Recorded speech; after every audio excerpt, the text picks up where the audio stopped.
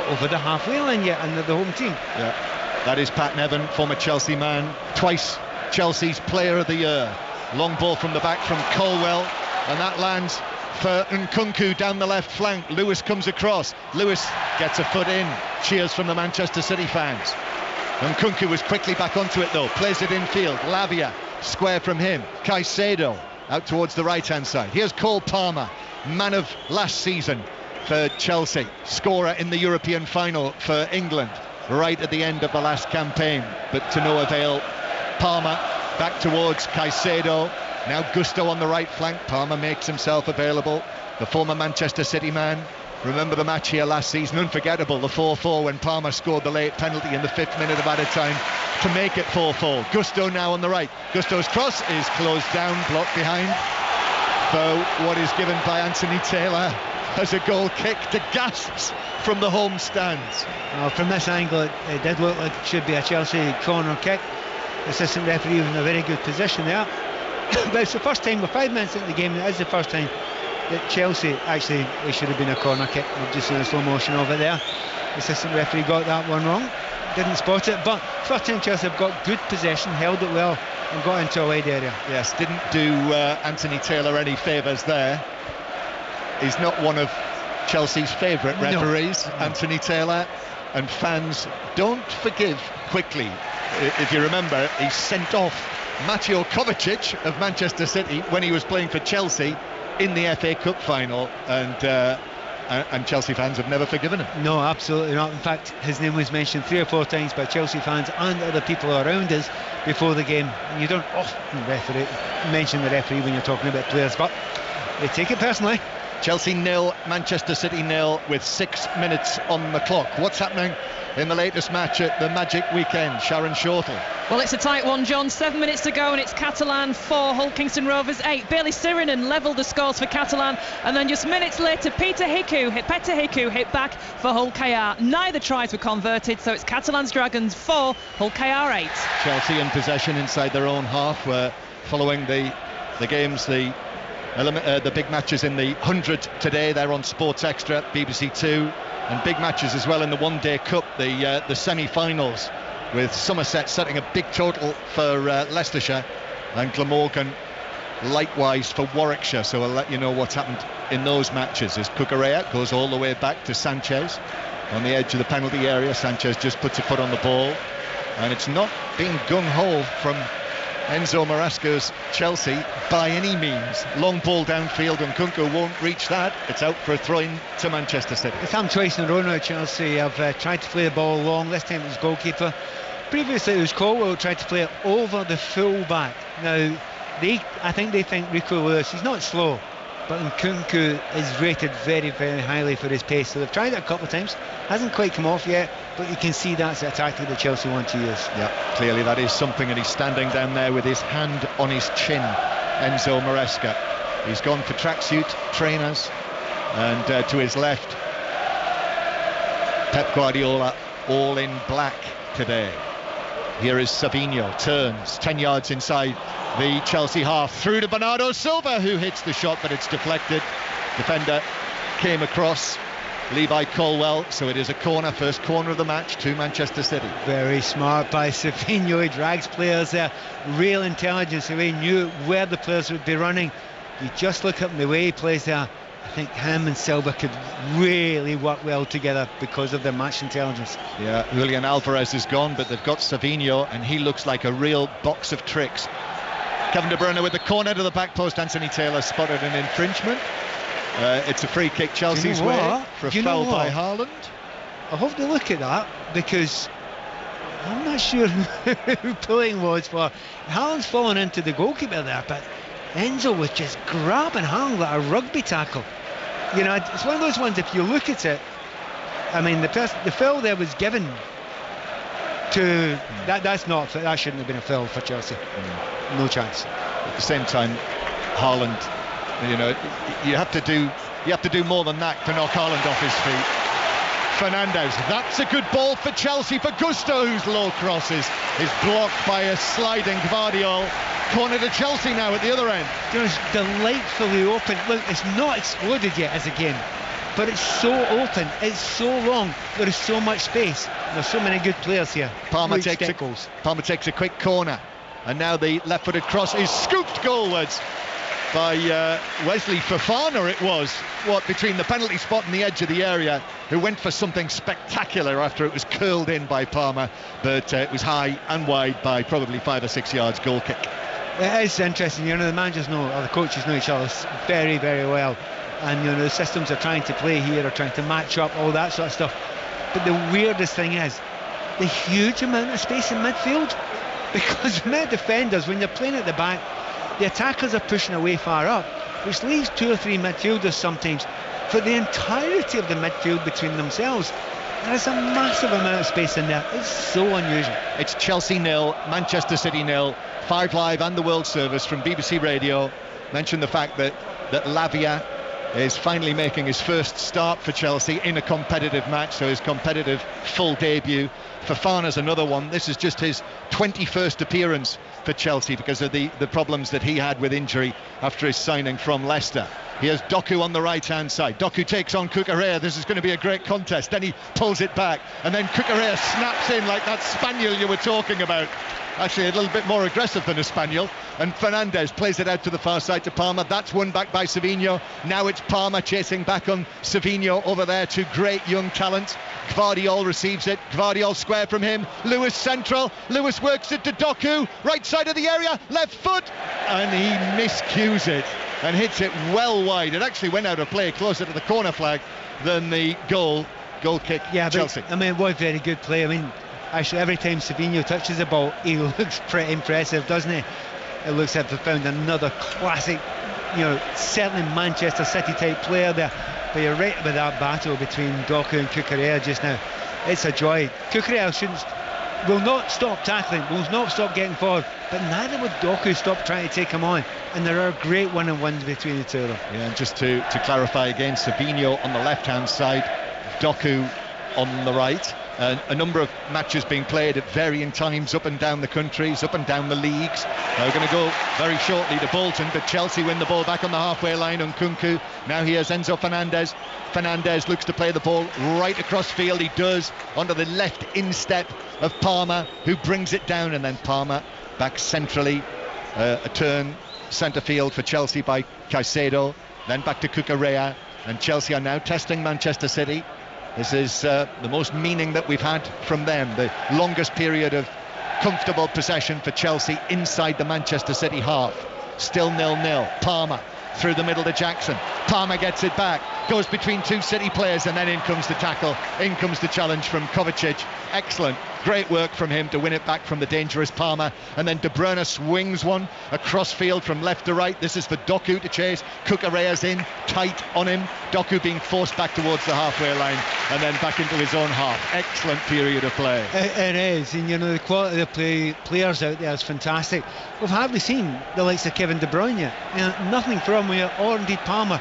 They've still to come. We will go to Bolton in a sec, but here's Bernardo Silva now to Doku, then back to Rico Lewis, just on the edge of the penalty area, back into the left full-back position. Doku stabs it into the box. Lewis tries to give him it back. Cucurella goes down, and that is given as a free kick by referee Taylor. Free kick for Chelsea. So let's bring in Tom Gale. 3 o'clock kickoff with you, Tom. It was in League One. Closing stages, John. Bolton 0, Wrexham 0. Notable save apiece for each keeper in the second half. First, the host Baxter down low to stop a firm strike from Marriott. Then Okonkwo at full stretch to bust Charles's effort around the post. We're in the final 5 of normal time. Bolton 0, Wrexham 0. I mentioned those 2 competitive one-day cup semi-finals. What about the 100? Melissa Story. Well, the London Spirit, they need 24 off 26 balls. A useful cameo from England's Danny Gibson, 22 off 9 balls. The London Spirit, well, they're on track for this win. It's their game to lose. 23 now needed from 25 balls. Thank you very much. Chelsea 0, Manchester City 0. The cricket, the 100 on Sports Extra. And you'll find, here's Enzo Fernandez now, halfway line, through to Jackson. Jackson tries to go past Akanji, but excellent work from Diaz to put in the challenge, go to ground, take it away. And actually, I think that's been given as a free kick by the foul by Jackson on Diaz. And Mateo Kovacic is just going across for a word with referee Taylor. Yeah, but you've just seen a little bit of the speed that Jackson's got. It's pretty special. that he didn't see the tackle coming in for the back. Just a bad moment there from Savinho, give the ball away. Manchester City players looked at him as if to say, we don't do that here. That led to the half chance. In those other matches in League 2, it finished Notts County 2, Fleetwood 2. Excellent win for Sunderland earlier against Sheffield Wednesday, who started the season so well. 4-0 Sunderland won that as Lavia is picked up for a foul centre field, so it's a free kick to Manchester City. In our first Premier League commentary of the day, Brentford won their opening Premier League match by 2-1 in one of the many London derbies against Crystal Palace. And in the League Cup in Scotland, Dundee United are through 1-0 winners against St Mirren. Motherwell and Kilmarnock are into extra time, 1-0 Motherwell lead, and Celtic currently 3-1 up on Hibernian. And that is over now. Motherwell are through, Pat. Two of your former clubs, Motherwell, go through. Here's Doku, who's appeared on the left. De Bruyne swings it in from the left-hand side, but that's patted down by Sanchez at his near post. Interesting watching De Bruyne just now, because he's been sitting in that slightly deeper midfield role, trying to find a little bit of space, and there has been a lot of space in that midfield, but each time he's got the ball, Lavia, Caicedo, sometimes Enzo closed them down very, very quickly. So now he's trying to drift in and find spaces. And you know how clever a player he is. At some point he will get space. Cucurella goes down, and the challenge from Savinho, who just for the time being has switched over onto the right hand side, so it's a free kick for Chelsea. Should mention, Pat, Motherwell and Kilmarnock very much feature in your latest book, which is an excellent read. And you will be talking about it at the Edinburgh Festival tomorrow, no less. Tomorrow midday. Don't know if there's any tickets left. I would imagine they'd have sold out months ago. Here's Sanchez, long and right-footed downfield. Akanji heads it out to the right-hand side. Lewis is chasing that. Bright sunshine. It is a warm afternoon. Lewis is dispossessed by Cucurella and left on the ground, backheeled by Jackson, but Cucurella didn't continue his run. So that completely breaks down as Akanji plays the ball right across his 6-yard box beyond Ederson, and then it's played back across from the left-hand side. Are they taking the mick? That is ridiculous. By Guardiola. There are two passes that were played there that in a 20-year career I never saw once, and they were played twice within 10 seconds. You would never take chances passes like that from the full-back positions across the 6-yard box, bypassing the goalkeeper on both occasions. Only a yard out from the goal. Extraordinary. Yeah. So you won't read about that sort of thing in Pat's book. No. Here's Doku. Doku turns under pressure from Caicedo. That's a free kick. Drones from the Chelsea fans. Another update from Ellen Droge, Sharon Shortle. Half time, and it's Hull KR with the edge. Ryan Hall adding at the third try of the half for the Rovers. They lead at the break by 4 points to 12 against the Catalans Dragons. Kevin De Bruyne drifting in from the left-hand side. I always feel when I see him playing against Chelsea, one of his former clubs, that he's not forgotten that he didn't make it here. He always looks to have an extra spring in his stride when it comes to Chelsea. I would agree. Here he is, De Bruyne flicks the ball through into the penalty area. That's cleared away by Gusto on the fall, but Manchester City will deal with that. Akanji, loved the way that he stood up, Akanji, and took that penalty in the Community Shield. Yes, it was just a Community Shield, but brilliantly converted. Oh, brilliant penalty. Yeah, under the crossbar, down the middle. 3 keepers wouldn't have saved them. No, they would not. Here is Doku. Doku plays it into the edge of the area, falls to Haaland. Haaland trying to find a way through, and he does. There it is. The champions scored their first Premier League goal of the new season. And who is it who scored it? Well, it's Erling Haaland, of course. Even though defenders were there, he used his strength, held them off. Haaland on his left foot. 18 minutes on the clock. Chelsea 0, Manchester City 1, and Erling Haaland marks his 100th appearance for Manchester City with the goal. They made the change there. You said they changed the wingers around. Doku went left there. Doku looks much more comfortable on the left-hand side. He zips the ball, and I think it may well be Silva just gets a little bit of a nick onto it. But when it comes to Haaland, you're absolutely right. There's two players with him. They're two big, strong centre-backs. You just know what he's like. They bounce off him. And he's the awareness then just to clip it over the goalkeeper when he gets 1-on-1 with him. We talked about him before the game. There isn't another player on this planet who you would rather have 1-on-1 with a goalkeeper. However, as we say that, they're going to check for offside. I have to say, I didn't see any. No, I didn't either. And I suppose whether it might have been when there was that touch from Bernardo Silva on the edge of the box. And the question is whether he was being played onside by Fofana. It's close. It's very close. So they're waiting to draw the lines at Stockley Park. Michael Salisbury is the video assistant referee. We can see an angle here, and I'll tell you what, not the best angle I've ever seen. If that's the best they've got to work with, it's going to be tough. Yeah, they've got the good by the time technology. they draw the lines, they'll have used all of the various cameras that are involved. And of course, this season, at some point, possibly later than we expected, we will see semi-automated offside being introduced. And once that comes, by now we would know. The goal is given. It's onside. It's a very tight one. But Fofana's heel has played Bernardo Silva onside. We know that up here. It's not yet been announced inside the stadium. We've seen the pictures, but Manchester City's goal is about to be confirmed. Anthony Taylor's still waiting. There we are. And now City can celebrate again, and that's what their fans do in the lower tier and the upper tier of the Shed Stand. Manchester City off and running for the new Premier League season. They're 1-0 up here at Stamford Bridge. Do you know, that's when I do like VAR. I won't say love it, but that's when I like it. That could have been offside. We found the correct answer there. It was only a very, very short little 2 inches or 1 inch or a millimetre even, but they got it right, and the right goal stands at the right time. So Erling Haaland, 38 goals last season for City, 52 the season before. That is now in his 100th appearance for Manchester City, his 91st goal for the club. It is ridiculous. I mean, it is absolutely incredible. And to be fair, has he done anything else in the game so far? Almost nothing in the game so far, except making moves, trying to get into his areas, and he just lives for that moment. The ball falls at his feet, between him and those 2 white sticks there.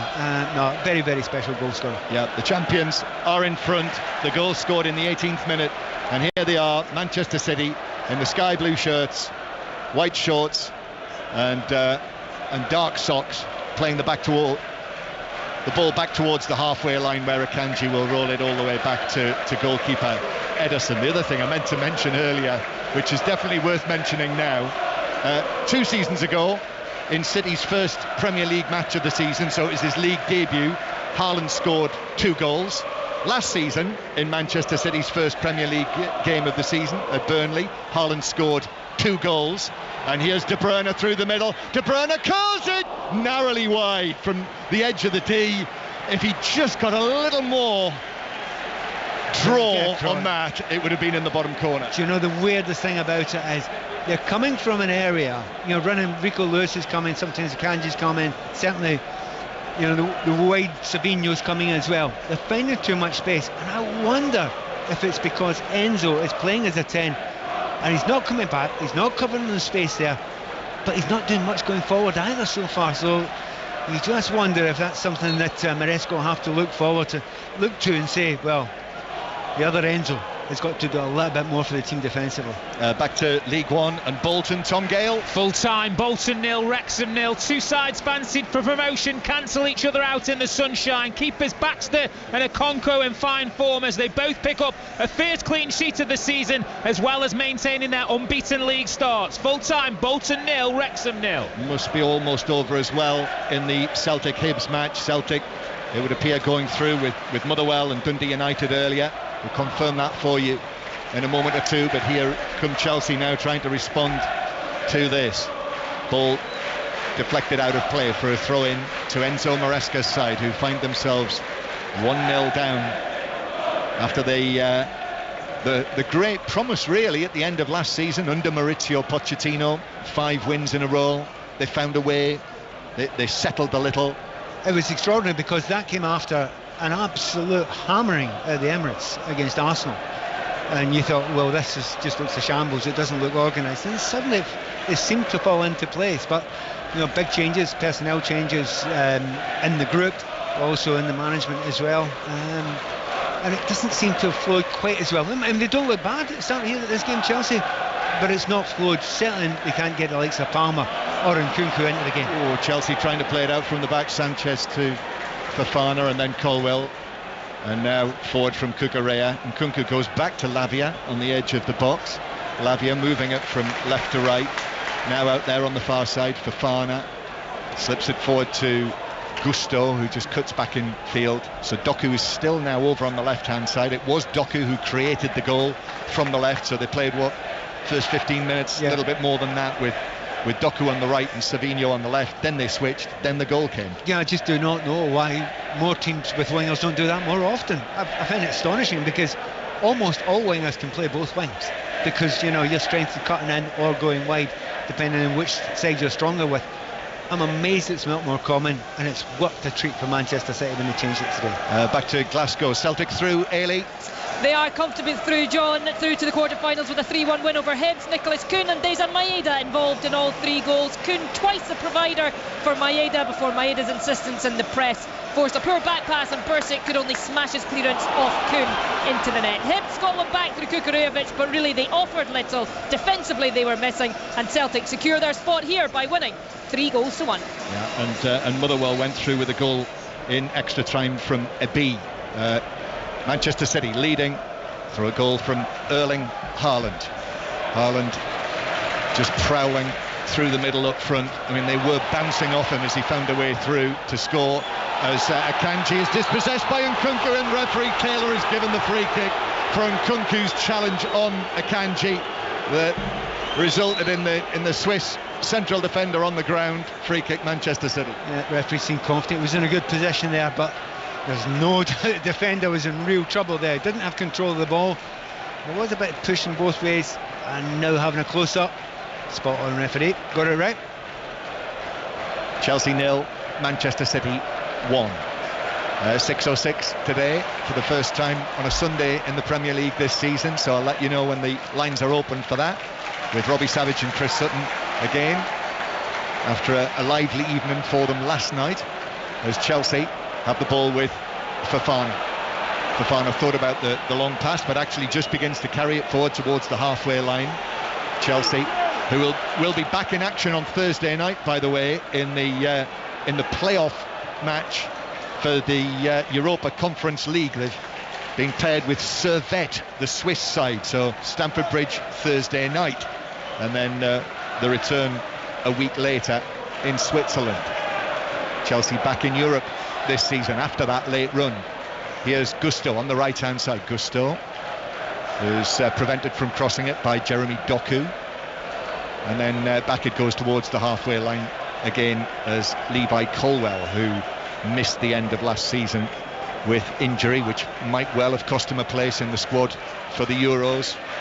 Would have been useful as the left back, potentially might be in the first Lee Carsley squad. We'll see. Here's Fofana. Fofana puts his foot on the ball, a little pass to Cole Palmer. I don't think there's any doubt that he'll be in Lee Carsley's squad, having been in and played such a big part in the under-21 team of Lee Carsley, winning the Euros last summer. Here is Nkunku on the left-hand side. Back it comes to Cucurella, square from him. Lavia now to the edge of the area. Lovely touch from Palmer. Tried to find a way through with the pass. He might have been fouled on the edge of the area. Lavia likewise. Fernandez wins it back for Chelsea. Here's Lavia again. It is very, very congested centrally there, right in the middle of the Manchester City half, just outside the penalty area, and Chelsea go back to the halfway line. Cole Palmer finally getting the ball in a good area. He had 3 players around him, but he doesn't care about that. I do think he was fouled there. He was very honest and stayed in his feet. It did look at Fernandez. Now to Nkunku again. Nkunku clips it in towards the back post. Gusto's arriving, but allowed the ball to bounce. It came at an awkward angle. He's still got it though, the Chelsea right back. In the City left back area, plays it back to Caicedo. Now here is Palmer, again quite central. We did wonder, you and I, Pat, whether Palmer might end up playing in a central position in this lineup. I think he will by the end of this game, without a doubt. Cucurella now. Cucurella goes back towards Colwell, picks out the pass. Palmer's now on the left-hand side. In it swirls from him on his left foot, but too close to Ederson, who's able to catch it and then underarm it out quickly to De Bruyne. Manchester City are motoring here. De Bruyne to Doku on the left-hand side. Chelsea shirts getting back. Doku's still in possession. De Bruyne's available. He's 35 yards out where he is. Just carries it a little further forward. So casual, so composed. De Bruyne to Doku, and it all slows again. Manchester City 1-0 up. Kovacic back to Doku, who's going to have a run at Gusto. Little pass to De Bruyne. De Bruyne curls it all the way across to the Brazilian Savinho. Savinho with the ball on the ground. He's going to take on Cucurella. Right-footed cross from him. That's headed away by Colwill, and it comes out to Fernandes, and Chelsea then win a throw-in, and Nkunku off and Kanji. Savinho's got a little bit more joy against Cucurella than Doku was beforehand, and that's why. Not a better player, just a different type of player against him there. Just a little dummy there, goes down the line. I think the Chelsea players have spotted that Manchester City have probably been the better side just, but they don't look at their absolute best. They're not sparky, they're not sharp. I wouldn't call them lumbering, but they're a little bit slower than when they are at their very, very best. Now that might be the lack of Rodri controlling the ball in the midfield, but this looks like a game at the start of the season for Manchester City, and I think the Chelsea players are beginning to spot that. Chelsea 0, Manchester City 1. If you've just switched on, guess who scored for Manchester City? You never will. Jackson, forward from him, but Lavia does well. He took a knock there, Lewis, but came away with the ball. Manchester City with a Kanji. John Stones on the bench for Manchester City. And likewise Grealish. I wonder what Jack Grealish is thinking, sitting down there watching Doku and Savinho looking really dangerous on both flanks. What the manager has to do is put them out there on the bench and say, look at what these guys are doing. They're asking questions, they're taking on defenders. They're not always going to buy them, but they're also as an end product, a lot of the time, and Jack has to just simply do that again. We all know how good a player he is, and the hope is that the injuries over the years haven't slowed him down so much that he's just not capable of doing it anymore. I hope that's not the case. It's Savinho still on the right hand side, the number 26. The ball is with Sanchez, the Chelsea goalkeeper. Savinho on his Premier League debut, this 20-year-old. I saw him make his debut for Brazil against England at Wembley in March. Came on, I thought he looked really bright in the Community Shield last Saturday afternoon. And Pep Guardiola has said, yeah, I like the look of you. You're straight in the team for the first match of the Premier League. Well, he's got the skills, he's got a bit of vision, he's shown that already in the game. But the thing that gets me, if you play for Manchester City, usually you've got to have game awareness, know where to run and drive players away. He's got that too. And what he said was, Guardiola, after the match last Saturday, he said, we've watched him, play for Girona, one of the teams in the City football group last season when they did so well, and he said he created so many chances. He said he was one of the most dangerous players in La Liga last season, and now here he is at Manchester City. Cucurella in possession, and then back it goes to Cucurella, who I think will pass it all the way back to the goalkeeper Sanchez. He's from a rural background as well. Savinho, Pat, in Brazil, grew up on his grandparents' farm, picking tomatoes and milking cows. This is a different world.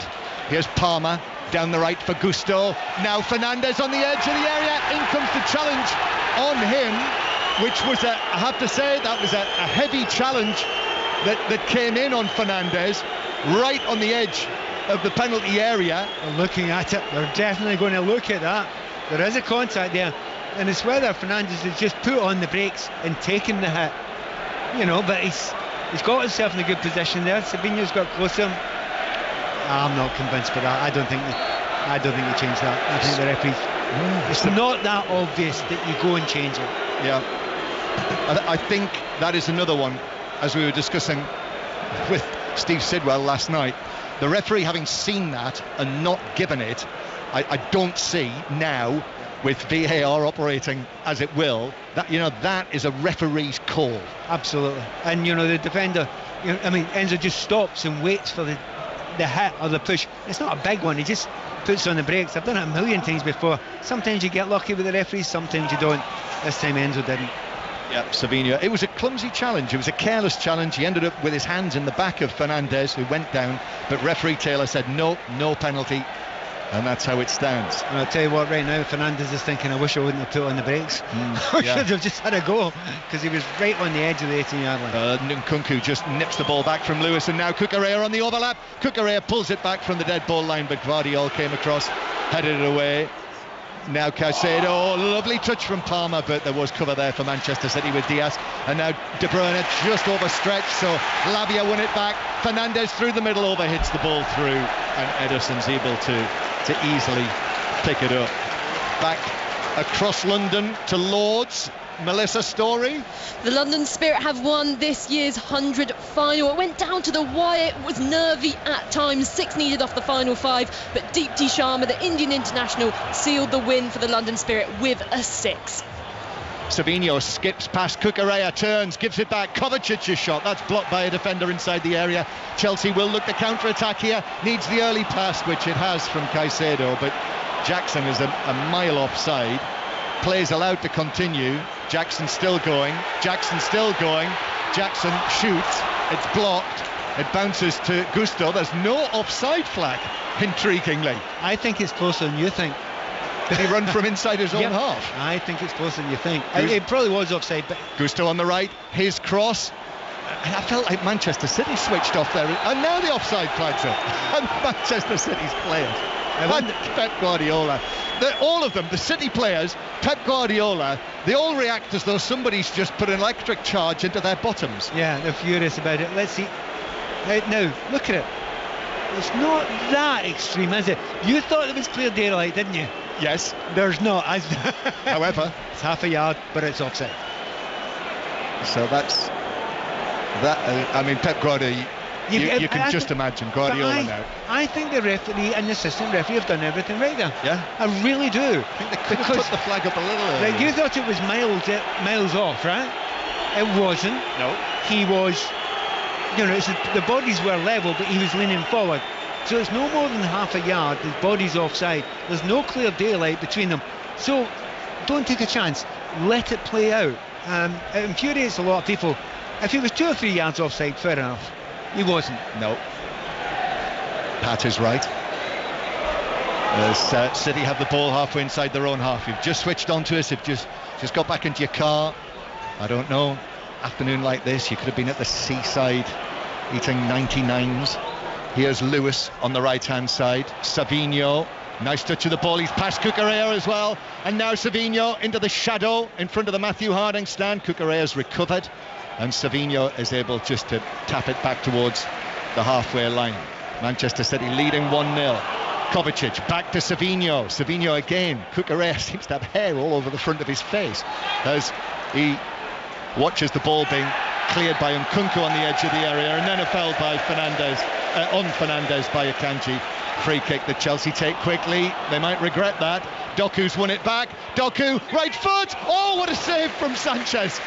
Diving to his right with his left arm, threw it up and pushed it over the angle of post and bar for a corner. That is a world-class save, but also it looked great, didn't it, as well? He's flying to his right-hand side there, and he's tipped it over. There's a lot of pace on the ball, and there's a little bit of swerve on it as well, but it's a very good save. But once again, Chelsea trying to play out for the back. The swerve on that was what made it a special save, wasn't it? He thought it was going in the corner, it came back towards him, still got a strong left paw on it.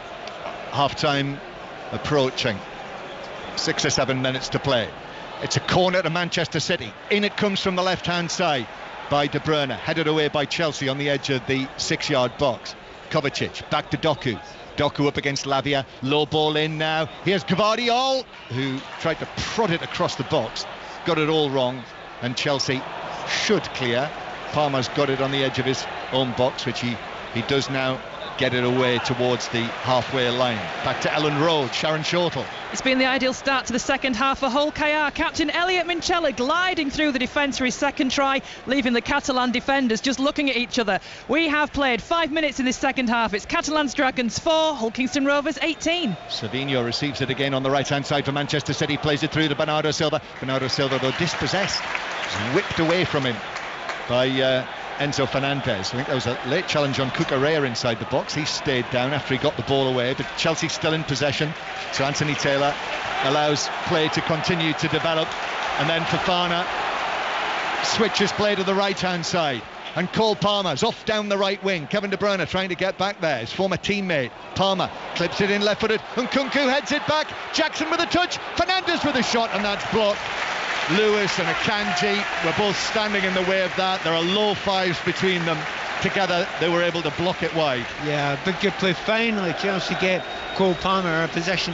He actually can make some ground up there on the right hand side. He does make the ground, picks the right ball into the back post there, and Chelsea do look a little bit sharper. Just as this point in time near the end, sharper than they have been for the first 30 minutes or so. I do think they believe they've got the strength and the build up here. Look at this inside that 18-yard line.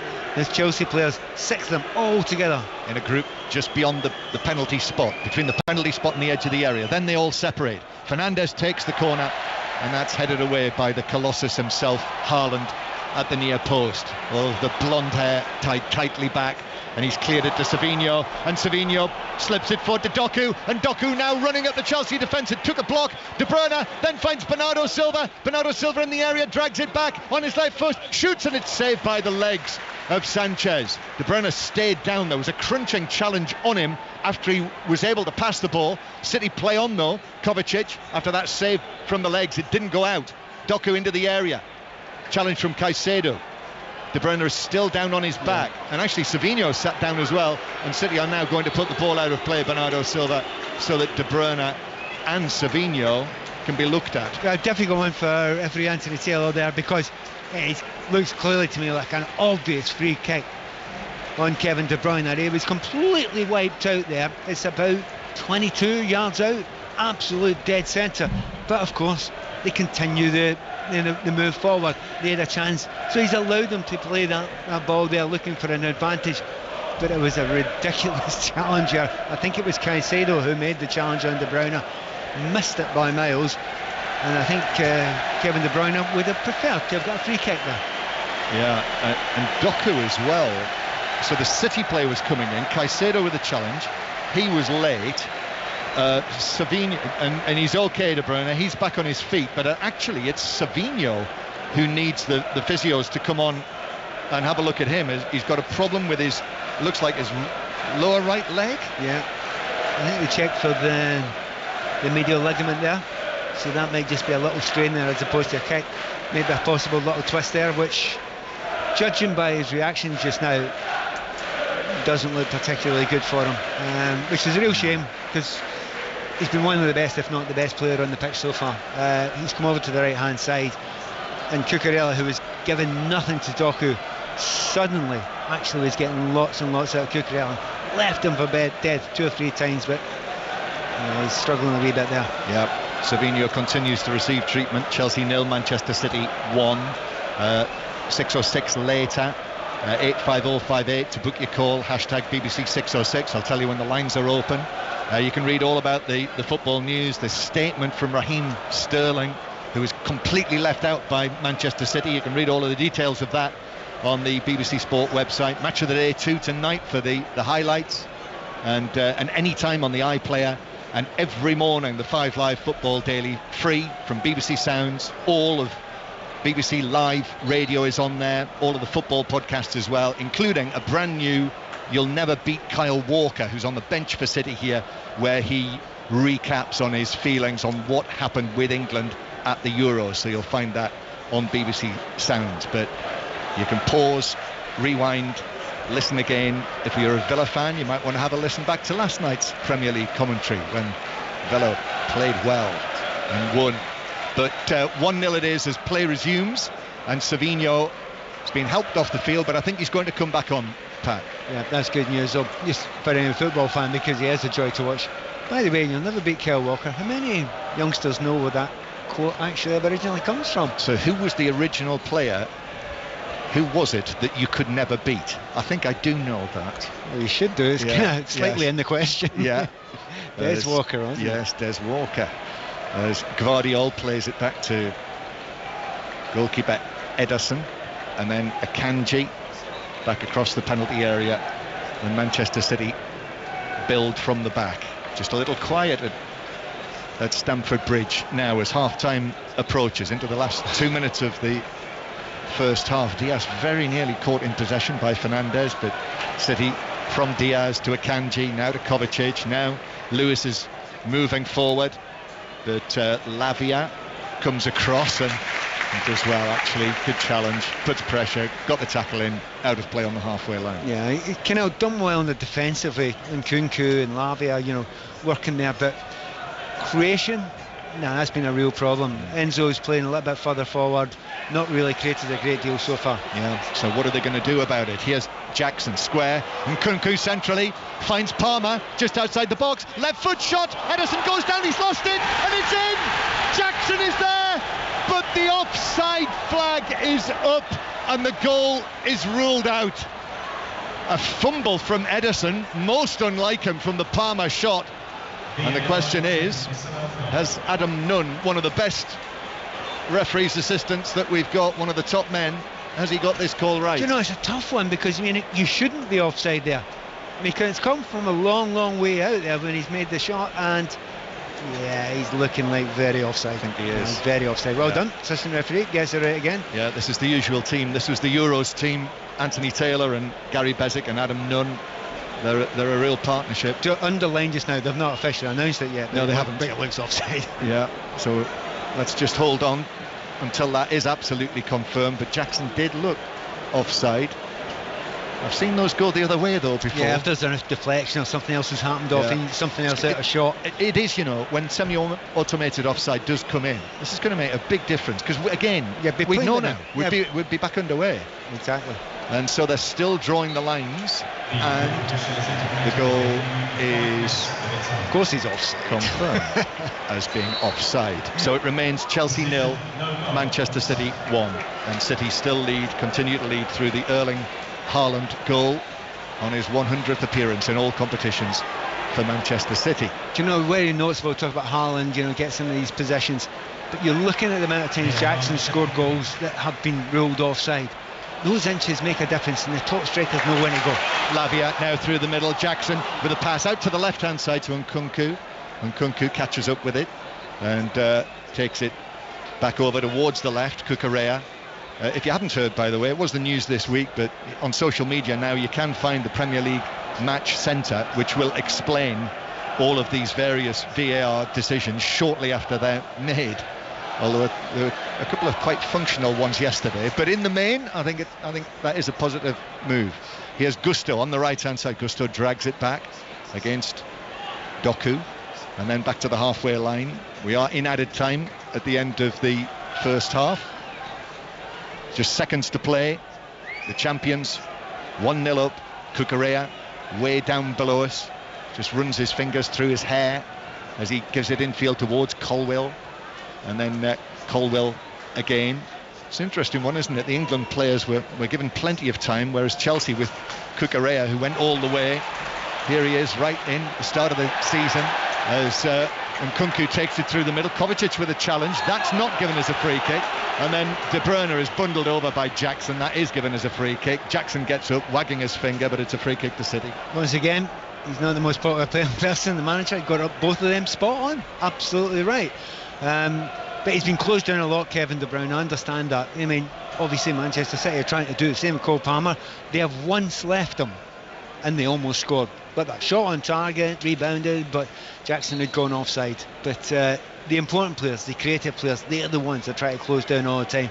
And so far, generally, both teams have done that fairly well. BBC 5 Live on the World Service. Final seconds of the first half. Diaz will take this free kick just inside his own half. 5 minutes of added time. We have had a couple of stoppages, VAR, and a couple of injuries. Here's Doku, set up the opening goal. Doku across, Bernardo Silva inside the penalty area, but excellent work from Lavia. He sensed the danger there. Lavia got in exactly the right place and was able to get a touch and take it away from Bernardo Silva. City, though, come again. Again, Doku dangerous. Yeah, the left-hand side, he's just so much more comfortable over there. Here he is again, Gvardiol to Doku. Plays it past Gusto, but I'm not sure that was a free kick. No, it wasn't. Referee Taylor allows that to go. Doku was looking for that, played it past him and then went down. Now to the right-hand side. Palmer. Cole Palmer again way out wide. He's got Gusto there with him. Ball in though, low to the edge of the box. Fernandes, heavy touch. Still going Fernandes, then he goes down. Optimistic shouts from the stands from the Chelsea supporters. Anthony Taylor stands, looks at it and shakes his head. No penalty. Well, they're a long way away and we couldn't see a penalty. I couldn't see a penalty there. I thought he just went down there. I think it was a tackle. I mean, Enzo might actually have hurt himself as he went down there, but it didn't strike me. But we shall wait and see if there's anything else. Just having a little look at it. I mean, no, there's definitely a dive there. he's thrown himself into a couple of challenges there, no more than that. He was never balanced and in control of the ball at any point in time. So yeah, he's looking for that there.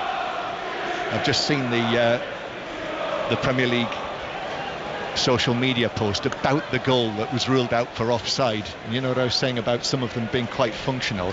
Can I guess? Well, let me tell you.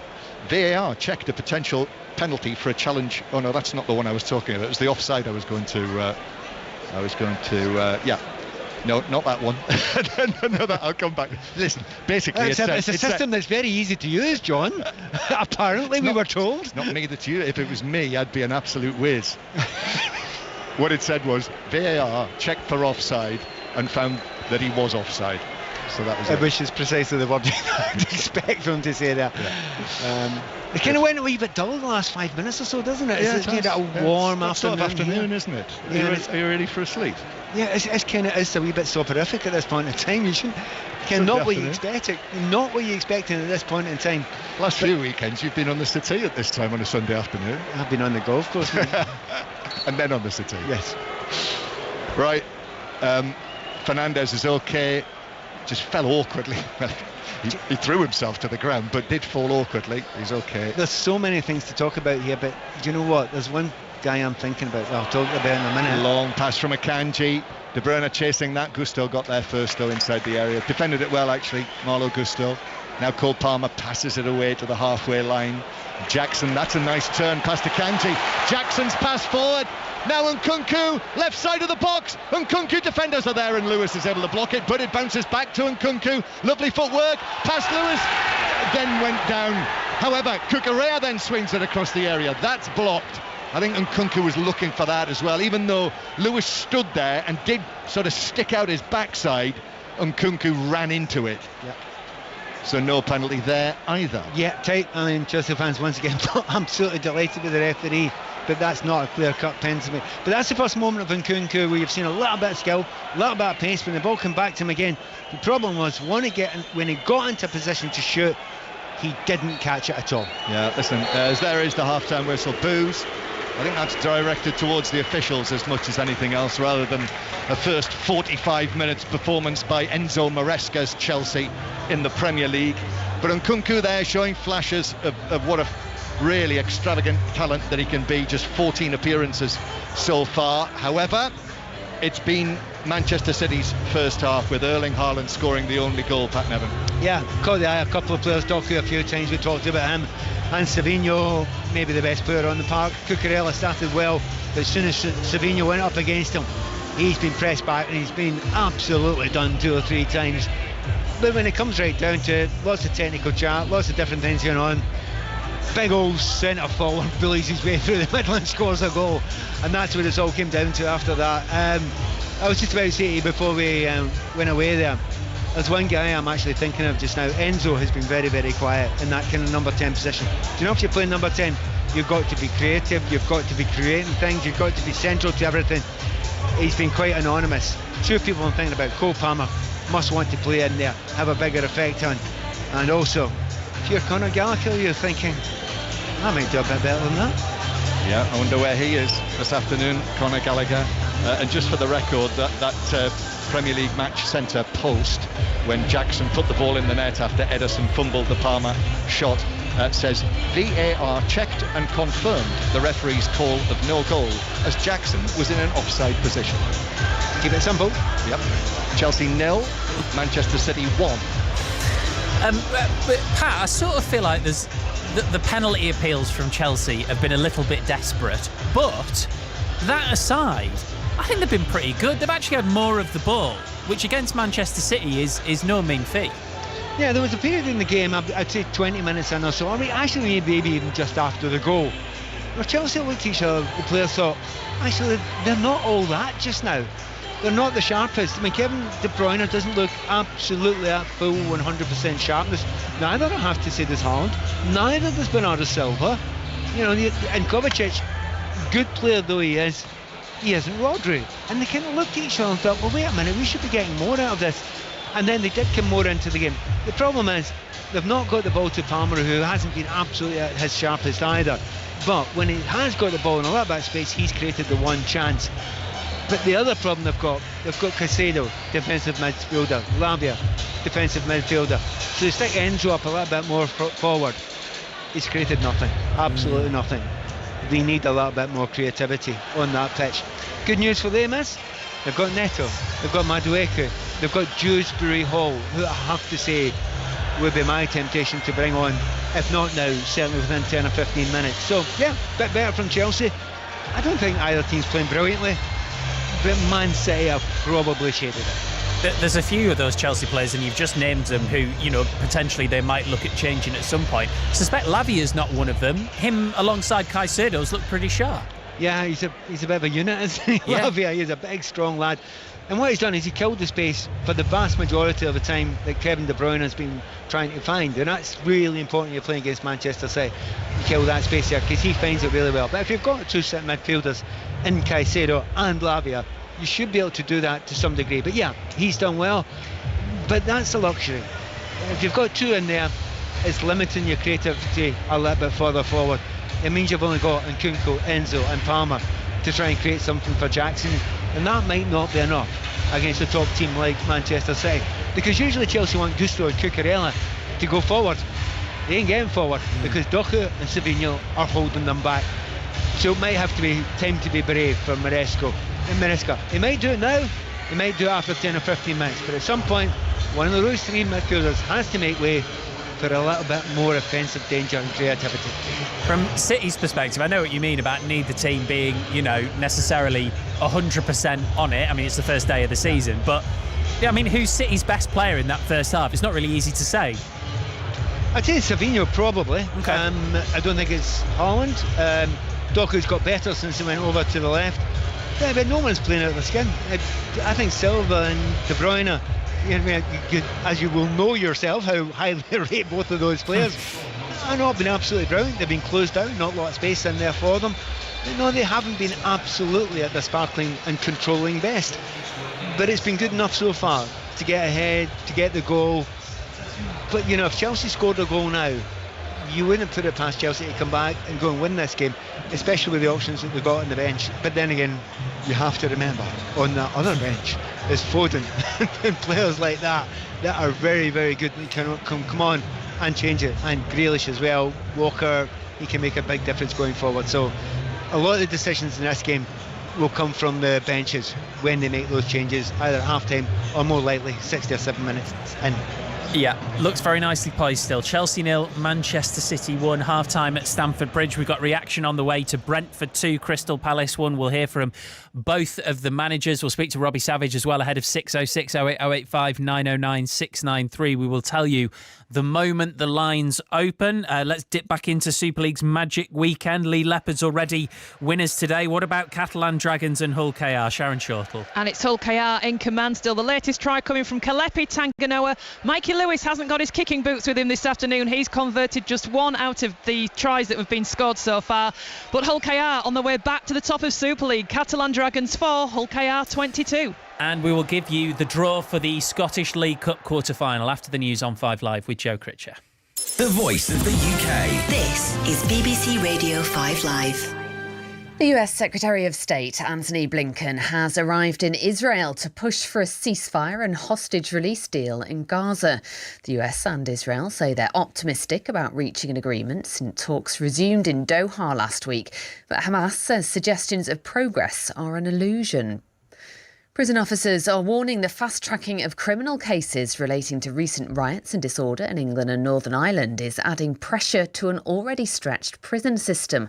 The chair of the Prison Officers Association, Mark Fairhurst, says last week there were huge numbers of new inmates. We had 397 new receptions. As of Friday, we only had 340 spaces left in the adult closed male estate, which is feeling the most pressure. We're already using Operation Safeguard in certain areas, and I wouldn't be surprised that at some point tomorrow morning, the Ministry of Justice would announce that Operation Early Dawn kicks into play, probably Tuesday onwards. Ted Baker is to close its remaining 31 stores in the UK. Most are expected to be shut by the end of Tuesday. The fashion chain was put into administration in March. More than 500 jobs in the UK and 78 in the Irish Republic are at risk. More than 400 homes have been evacuated in County Down following the discovery of a Second World War bomb. Police believe the removal operation could take days. Barricades have been set up and drivers have been told to avoid the area. Stephanie May has had to leave her house in Newtonards. We don't know how long we're going to be out for. The letter we were given said could be a minimum of 5 days, could be longer. And I think they don't really know at this point. And it's all just a bit stressful and a bit chaotic, really, to be honest. And a Banksy artwork on the shutters of London Zoo has been removed for safekeeping.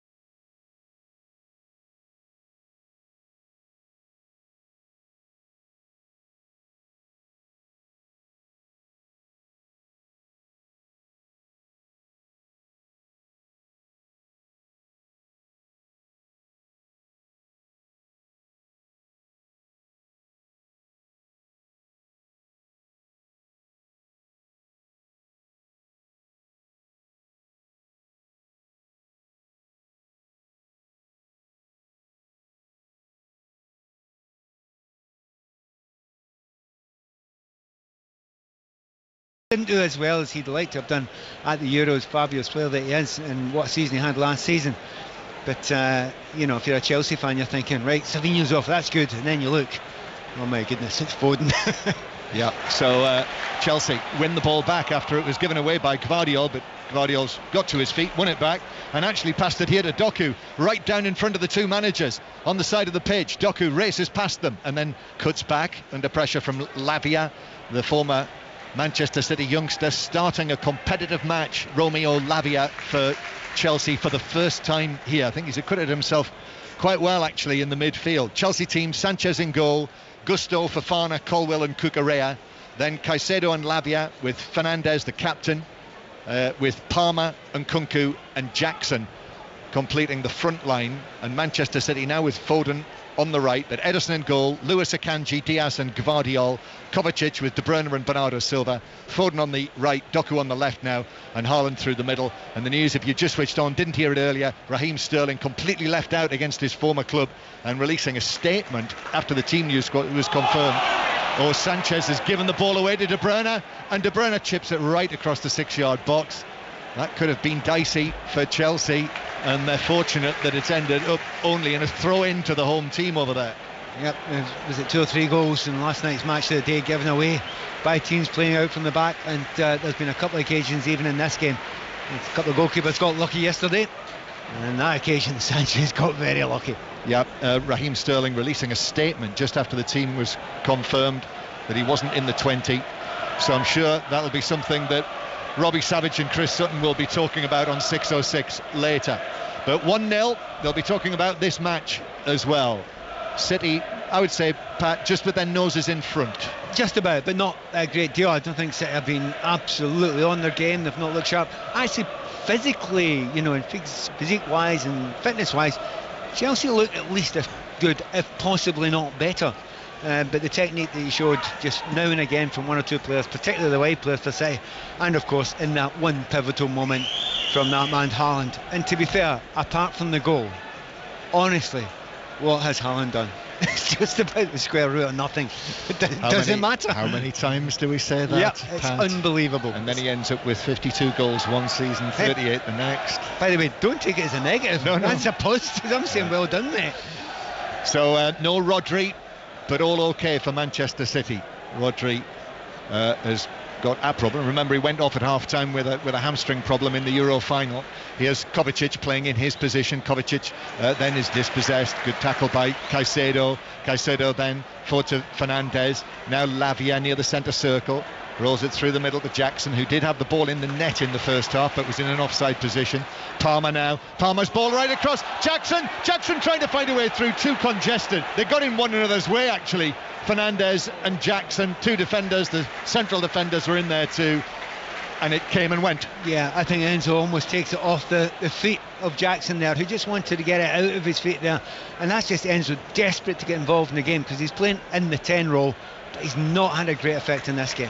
Pat Nevin, former Everton, Chelsea, Scotland winger, with us here on 5 Live and the World Service from the BBC, on BBC Sounds as well. And Fernandes is muscularly challenged by Akanji, and referee Anthony Taylor says that's a free kick just inside his own half. Beautiful afternoon, it's warm, it's pleasant, it's the first weekend of the season, all those cold winter nights to come, but we can enjoy this for what it is here. It is summer football, as Colwill passes it forward now over the halfway line to Fernandes. Out on the left flank, comes back into Caicedo. One more match to be played after this in these opening round of Premier League fixtures. Leicester against Tottenham, Enzo Maresca's former club. That's tomorrow night. We'll have news of that during the Monday night club, the first Monday night club of the new Premier League season, when Darren Fletcher will be presenting on 5 Live from 7 o'clock tomorrow night. And then next weekend, your Saturday commentaries, Tottenham Everton is the 3 o'clock, and then Aston Villa Arsenal 5:30. 5 Live, the place to hear that on Saturday. But everything covered as Doku is challenged and dispossessed on the halfway line. Forward from Caicedo, Jackson with the run through the middle, but Ederson quickly out, claiming the ball near the edge of his own box, underarms it to Bernardo Silva. been quite quiet, you know, Bernardo Silva, by his standards in this match. Well, I'll just say, both him and De Bruyne, they don't look as sharp as I've seen them before, but as you say, it's early season, not quite in mid-season form. You remember what it's like. It's painful for the first 3, 4, 5 games, and then you feel nothing. You can just run and run and run, but getting that match fitness is hard for some players. Yeah, Manchester City will be playing Ipswich, newly promoted Ipswich, at the Etihad next Saturday afternoon, whereas Chelsea, you'll hear their match at Wolves next Sunday on 5 Live at 2 o'clock. Here's De Bruyne. De Bruyne now to Doku on the left-hand side. Doku, Gusto in front of him, square to De Bruyne, tries to slip it in, it took a deflection, Bernardo Silva, Haaland left foot, saved by Sanchez to his right. Decent save, diving to his right. Haaland trying to pick out the top corner, not quite. Yeah, I mean, it's come straight to him, so he's not been able to develop enough power. And you know, Haaland's like so unusual, he can develop power from absolutely nowhere, but he has to snatch at it slightly. But typical Haaland, it falls to him. Just one touch, just smack it towards goal with power and hope for the best. Save for the goalkeeper, but he should save that one. And when you think about it, you know, remember Sanchez had his injury problems last season. Petrovic played for much of the season for Chelsea, but he's saved now. That one there from Haaland. De Bruyne shot in the first half. There was that Doku effort that was spectacularly saved, and Bernardo Silva as well, the save with his legs. So the save count from the Chelsea goalkeeper is mounting. It's going up, but the same isn't happening at the other end so far. And that's why I suspect at some point he's going to make a change. There has been a tactical change by Chelsea, and it's something that Gusto's been asked quite a lot of the time to go and walk into midfield. As we speak to you just now, he's at right fullback. But as soon as Chelsea get the ball, he flies forward and he's either a right midfielder or a right winger. Puts a little bit of stress on the defence, but they need to be positive, Chelsea. But as a former Manchester City man, Enzo Maresca, you'd expect that, wouldn't exactly. you? I think Pep might see that one coming. I think he might have sensed it. He might even have manifested it, Pat, as De Bruyne plays it back into his own half to Akanji. Akanji running back to his own penalty area with Chelsea runners. Has to pass it back to Ederson, whose touch took it wide. And the clearance drifts out of play just next to where Pep Guardiola suddenly bursts into life and claps his hands above his head with for the intention of Ederson to try and find Doku down the left-hand side. 7 minutes played in the second half, and still the only goal of the match. It's not like last season's thriller, the 4-4 draw. It certainly held the attention, though, this one. It has, though. But I mean, part of the reason for it is Chelsea are playing a 4-2-3-1. And if you do that, that's 4-2. They're quite defensive, especially as your fullbacks don't get forward. Look, one is now. Good header by Nkunku for Cucurella. Tried to pull it across, but Foden was there inside his own penalty area. That's the sort of position we saw him in arguably too often for England, as Haaland is upended near the centre circle by Fofana. It looks like he's not going to pull out his yellow card. That's a wipeout. Haaland is okay. Can we call that old school? I thought that was a certainty for a yellow card. I mean, but no. Yeah, I mean, he's a big, strong lad, and he's got to let him know he's there when he possibly can. Well, he succeeded in that. kick emoji. Here's Foden. Now forward for Lewis. Lewis on the right-hand side. His cut back is straight into the path of Cucurella, who is fouled, just eased over by Bernardo Silva. That's like the opposite of what we saw between Fofana and Haaland, the two heavyweights on the halfway line. Bernardo Silva and Cucurella together. That was flyweight. And what's wrong with that? Nothing. Nothing. I didn't say it was. Not that I'm trying to be sounding better about Flyweightist. But I'd be interested to see how Haaland reacts to that. He was thumped, but I don't actually think it's had an effect on him anyway whatsoever. So the next time ball comes in the box, let's see how he reacts. Palmer, nicely. Still deep inside his own territory. One of the many interesting things here is, what is Maresca going to do? All of these new signings on the bench, who's he going to use? As Doku, I think, has overrun that down the left. He has, it'll just run out of play. So cheers. We've got a whole line of substitutes now, because you can send out 5 substitutes at a time this season. And so there are 10 players in a row. It's like a battalion of substitutes warming up on the side of the pitch. It's like another crowd watching the action. The thing is, Doku put it down the line, then had to run off the pitch. And honestly, all 10 of the players were almost in his way there. Chelsea 0, Manchester City 1. 6:06 is on the way. 08085 909 693.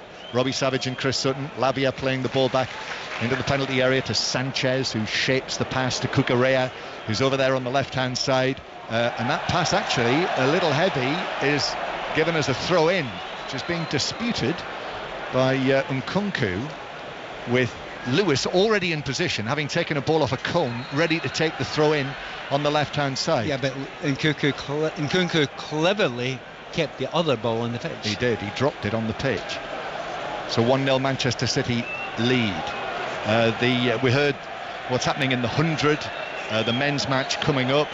In the one-day cup semi-finals, they sound interesting as well. I'll just update you on those when we get a chance. With Lavia on the edge of the box, Lavia turns, slips the ball forward towards Caicedo, now continuing through the middle to Palmer, who tried to hit the pass to the run of Gusto, who would have been away, but City had too many players in sky blue shirts in the centre circle and they were able to block it. Now Foden, again, as Pat said, wasn't able to get a goal at the Euros. I mean, he did everything but hit the post a couple of times, offside position. Thought he was excellent in the first half against the Dutch. Didn't happen for him in the final against the Spanish. Here is Rico Lewis, who couldn't have been too far away from selection. Now out to the right hand side to Akanji. Foden sees the run of Bernardo Silva. Bernardo Silva now back to Foden. Those two working together as they have so often. Foden's pass, that's cut out by Colwill. Comes back to Bernardo Silva, who goes back towards the halfway line. Forward again from Manchester City. They know that if they get a second goal in this match, then that's probably it. Ball swirled across from Bernardo Silva. That's blocked on the edge of the 6-yard box. Comes out again, and that's a foul by Akanji. I'm not sure it was, actually. It's not been given as a foul. It's just a throw-in. Again, Enzo's getting very, very frustrated there. He can't get involved in the game. Anthony Taylor, the big action to say you leant back into the player and went down.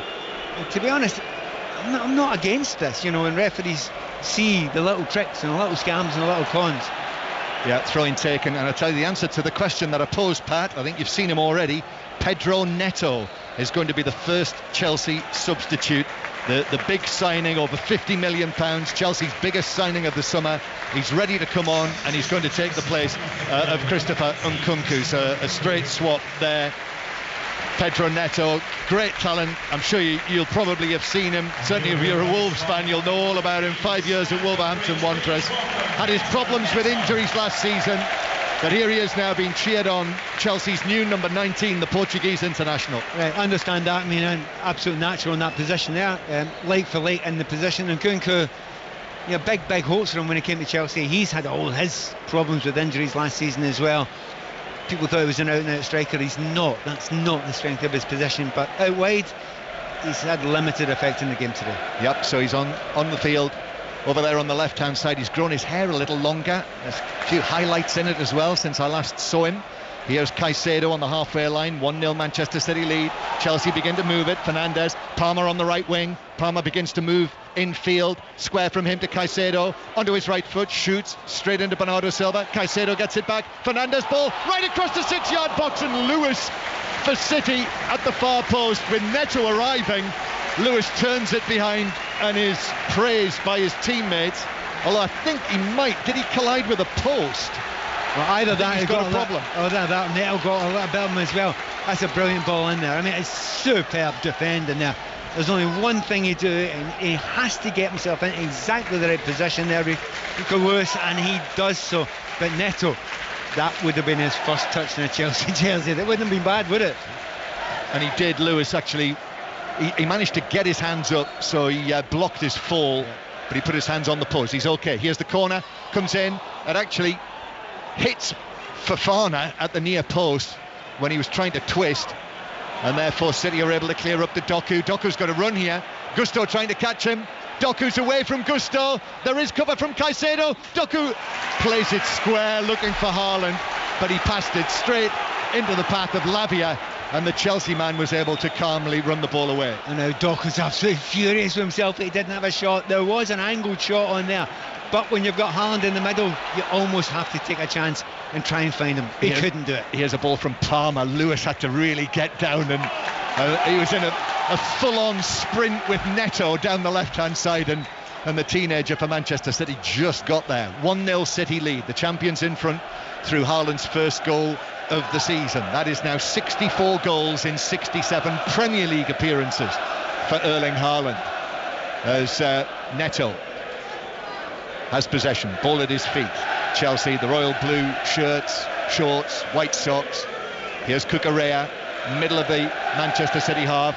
There's some noise now coming out of the Matthew Harding stand. Neto, left-footed cross, near post header, right across the face of goal from Fernandes. Played back in by Gusto, near the penalty spot. That's cleared. Lavia back in. Chance for Jackson on the volley, but straight at Ederson. He was stretching for that, dropped over his head. It was close, only yards out, but straight at Ederson. Yeah, and we're expecting maybe a flag to come up. There was no flag there. He was onside there. That was a fantastic opportunity there, and Chelsea couldn't take it. Look, they've made a couple of changes just now. The changes I was asking for before. Cole Palmer has moved much more central now. Should have happened much earlier, but it's happening now. Gusto's gone much wider. Chelsea are going to start taking the chances now. The fans can see it, they can feel it just now, and the Man City players, as soon as we change and you're more positive against the team, trust me, the Man City players feel it as well. Let's see what Pep Guardiola can do to change it, to stop the flow going all the dark blue way. What a chance that was really for Jackson. It was a strange one, the way it dropped over him and he turned, but I mean, he was 5 yards out either side of Ederson. Yeah. That was the equaliser. He's done nothing wrong there. He just gets on target. That's right. Cross from Caicedo, bounces off Neto, and it bounces through to the goalkeeper Ederson, who's able to slither out and gather the ball. He's been a wee bit more busy of late, Ederson, hasn't he, in that goal? He's had to come out a few times for through balls. Jackson's still looking very lively and very fast indeed, but you can feel the lift. And Chelsea, I mean, they generally do like, you know, facing into Matthew Harding in the second half, but they really have been lifted now. One change, but also the change in the system when they're on the ball has made a huge difference. They look the more likely to score right now. And now the interesting changes are going to continue for Chelsea and Enzo Maresca, because the former Barcelona teenager, the 18-year-old Marc Guiu, is about to enter the field for his Premier League debut, having scored pre-season. Well, he shown what he can do. Well, he was starting consistently as a centre forward during the pre-season, so he is very highly rated. Yep. So he'll be on once Chelsea get a chance. 1-0 Manchester City lead, but we're seeing more of Chelsea as a threat. However, that opens up the possibilities at the other end for Manchester City. Neto just keeps the ball in on the left-hand side, still inside his own half, passes it forward looking for Jackson, and then Akanji's able to work it quite cleverly actually to Kovacic. Kevin De Bruyne now. De Bruyne looks both ways, that strawberry blonde hair flopping in the sunlight in West London. Bernardo Silva drops back into his own half, turns, still possession inside his own territory, so Sharon Shortle can bring us up to date from the Super League Magic Weekend. And it's been a dominant afternoon for Hull Kingston Rovers against Catalan's Dragons. 8 tries they've scored in all, the final one going to 9 levels. Hull KR are back at the top of Super League. It finished Catalan's Dragons 4, Hull KR 36. Manchester City with the ball with Doku on the left-hand side, clips it across, but that's over Foden, and it just drops away out towards the far side. We'll have news on the Huddersfield Castleford match at Elland Road from 6:30, so you'll hear the updates on that on 5 Live during 6:06. Lines are open, 08 085 909 693. In those 2 one-day cup semi-finals, by the way, Leicester chasing 335 to win, 226 for 4 after 38 overs. That could be a good finish. Doku now to De Bruyne. De Bruyne curling it in, right-footed. Foden arriving. Haaland chests it down. Defender was there. It comes out. The shot from Lewis has driven into the net, but the referee has spotted an infringement. I think the foul by Haaland on Colwill. Yeah, I actually think I was wondering about offside before that as well. Lewis is complaining about it. We're going to have a look at it to see what mistake the referee might have made in there. There's quite a lot going on. Possible offside, possible free kick. They've got to have a look, but I've got the feeling that that's been given for a foul on Colwill. Yeah, follow through from Haaland with his left foot there. Oh yeah, and it's a yellow card for Haaland as well. For goodness sake, this centre forward's got to go for the ball if it's in front of the goal. That's a nonsense. He's gone for the ball. I mean, he's on the ground. Haaland's almost sitting on the ground. Colwell's there. He's gone for the ball. Unless I've missed something. If I missed something, if you seen something that I've not seen, because there doesn't seem to be a huge amount of contact, but Colwell stayed down. There was contact. And yellow card then for Haaland to go with the goal that he scored in the first half. So Colwell receives treatment. Haaland is still being spoken to by referee Taylor. Leicestershire now 248 for 7 after 43, chasing 335 to win, and Warwickshire chasing 248 to win. They are 164 for 7 after 41.3 overs, so it could be close finishes in both. Now we're going to see Marc Guiu, the 18-year-old former Barcelona youngster, signed for, I mean, £5 million. That's like spare change around here. And a double change. Kiernan Dewsbury-Hall is on as well, Pat, who Enzo Maresca obviously knows so well. Excellent last season, player of the year for Leicester City, finished top of the Championship, promoted back into the league, and now he's a Chelsea player. And that VAR decision just being confirmed now. Lewis putting the ball into the net, but confirmation on the screens inside the ground that the goal does not stand. Chelsea 0, Manchester City 1 remains the score. Try to see if it's Lavia, the player who's gone off there. Try to see if Enzo's gone and sat back a little bit further there. It was Lavia. And Enzo will go and sit a little bit deeper. I think he'll be a little bit more comfortable there. And is that Jackson who came off? Yes, it was as well. Yeah. So Jackson off, Lavia off, and Kunku off earlier. So the 3 substitutes so far. Chelsea debuts for them all in the Premier League in competitive matches. Pedro Neto, Marc Guiu, and Kiernan Dewsbury-Hall, who was such a big favourite at Leicester City. And now here he is. Chelsea, white boots on. He's got his white socks 3/4 of the way up his calves. Fair hair. I actually saw him make his debut for Leicester in the FA Cup. It was you and I together, in fact, at Brentford. That was the day I poured the coffee on my lap, I seem to remember, at the old Brentford Stadium. But he's really made strides, hasn't he, in the game since then? And he's a lovely player to watch. He's one of those creatives that, to be fair, England weren't always great at producing, but are absolutely fantastic at it now, with the likes of Foden, obviously the likes of Cole Palmer, etc. So really good player, and he's played in the top division. He's been the most important player certainly at Leicester last season, so just what Chelsea needed, and he sat there right in the number 10 position and allowed Enzo to go back to a place where he's much more comfortable. So for the remainder of this match, about a quarter of the match to go on 5 Live, 1-0 Manchester City lead, but Chelsea now with a different look. Caicedo and Fernandes together, with Palmer on the right still, but then Dewsbury-Hall in the middle, Neto on the left, and Guiu. He's almost got Dewsbury-Hall up next to him. Yeah, but he's almost playing as a 10, so he can go up there forward and he can come back and he can just go and run around, try and get some space. I mean, that looks quite balanced from the Chelsea just now. Lavia's done nothing wrong, but he needs to get himself match fitness.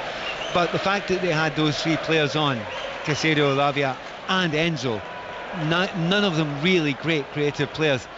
You need more than that at home against anyone.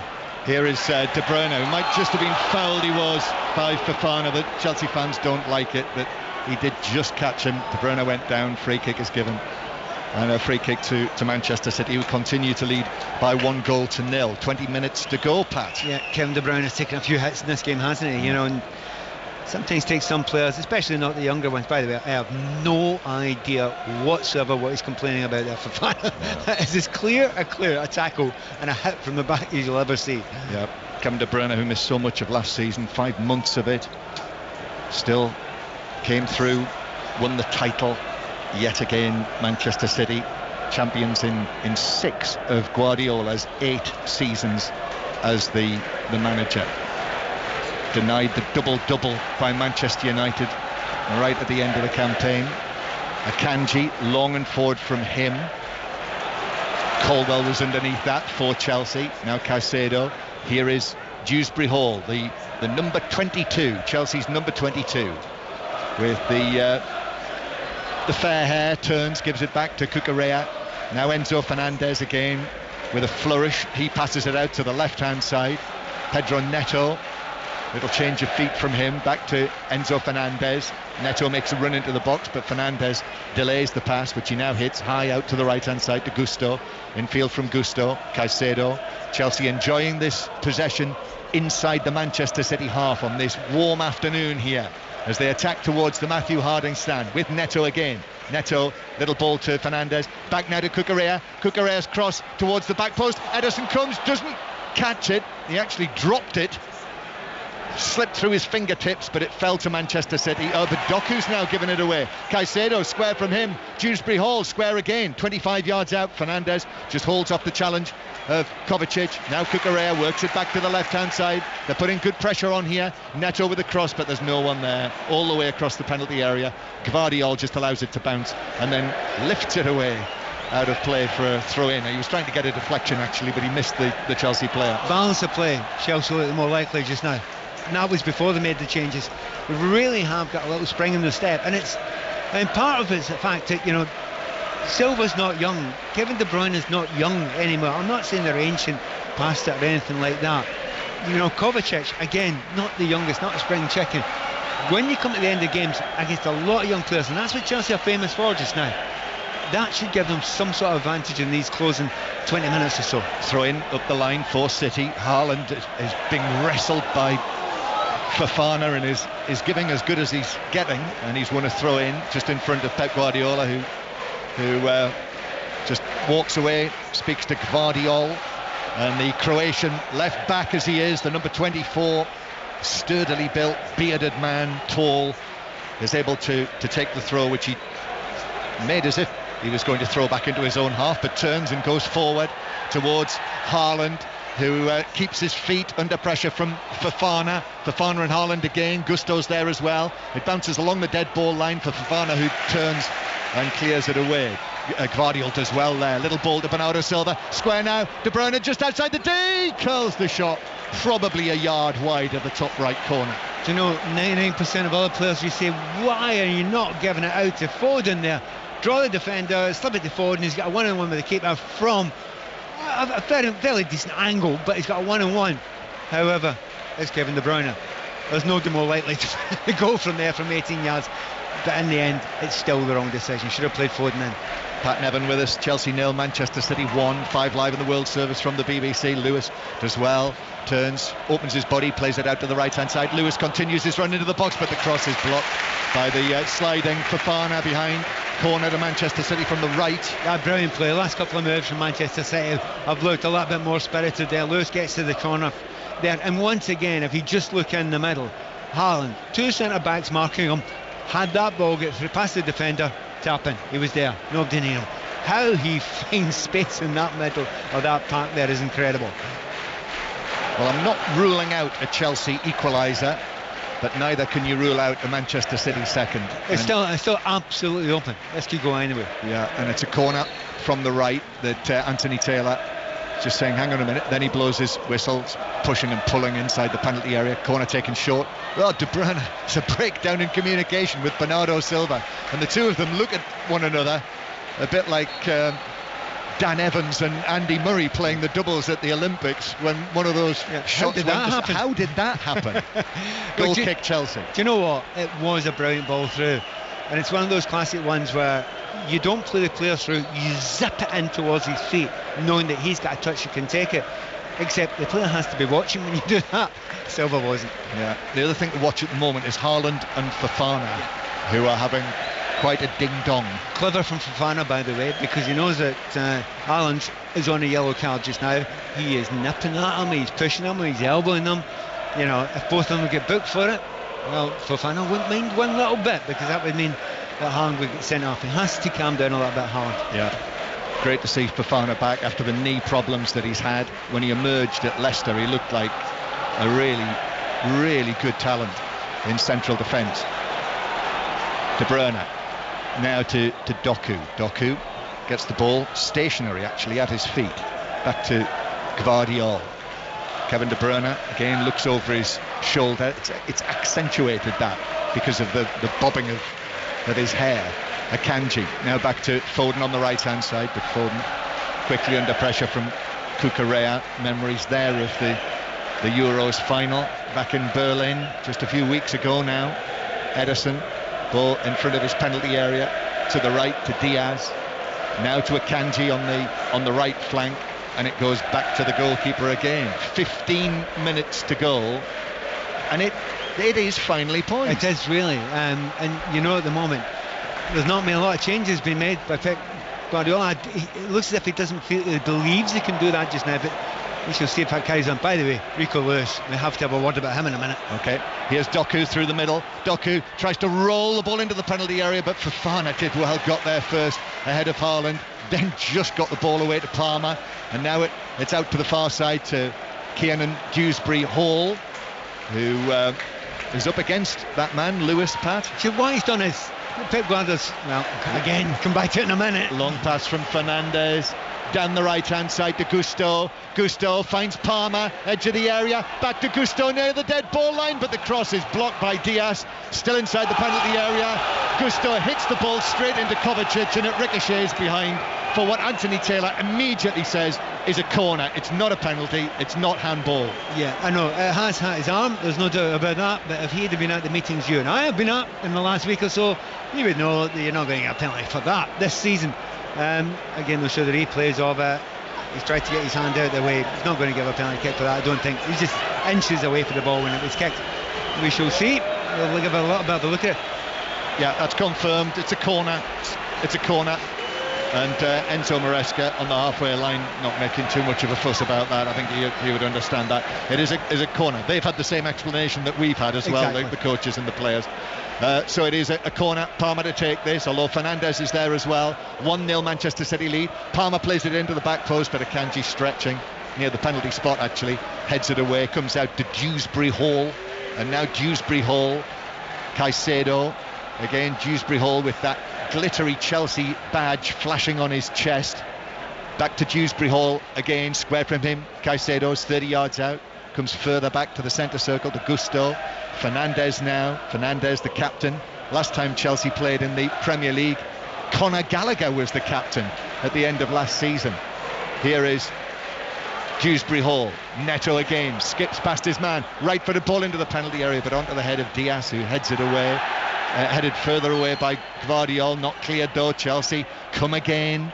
Dewsbury-Hall and Neto, two of the debutants together, Premier League debutants for Chelsea. Flick back to Pedro Neto, then further back, 30 yards out. Caicedo wastes it, played it through the inside left position, beyond anyone in a Chelsea shirt. Goal kick, Manchester City. Just over 10 minutes to play, and still City lead through Haaland's first half goal. It's not really Caicedo's strong suit, that one, is it? Through balls from over 40 yards out, but the rest of his game's not been too bad. I was talking before about Lewis. So, you know, Pep Guardiola has obviously seen the tactical change that's been made by his own mate Maresca, and he's done exactly the same thing.